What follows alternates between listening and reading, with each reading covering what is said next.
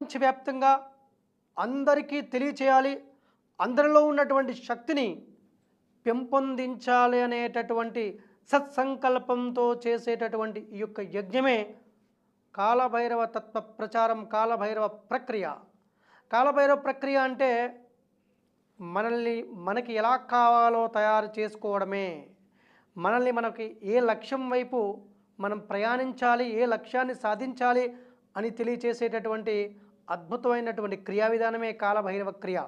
ఈ కాలభైరవ తత్వం ప్రకారము మనకు అష్టభైరవ మంత్రము, ఈ అష్టభైరవ మంత్రము అద్భుతమైనటువంటి శక్తి కలిగింది. అష్టభైరవులు అంటే మనకి 8 దిక్కులకు గాను 8 మంది భైరవులు ఉంటారు.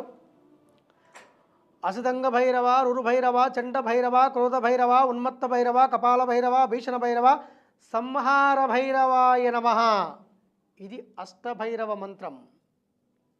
ఈ అష్టభైరవ మంత్రాన్ని ఎక్కడైతే మీరు చదువుతారో అష్టదిక్కుల నుంచి వచ్చేటటువంటి సమస్యలు ఏవైతే ఉన్నాయో, అంటే ఇతరుల నుంచి వచ్చేటటువంటి ఈతి బాధలు, ఇతరుల నుంచి వచ్చేటటువంటి అవమానాలు, అపనిందలు, కుట్రలు, కుతంత్రాలు, కోర్టు కేసులు, కొన్ని రకాల ఇబ్బందికరమైనటువంటి మానసిక క్షోభ, ఇలాంటి వ్యవహారాల నుంచి మనల్ని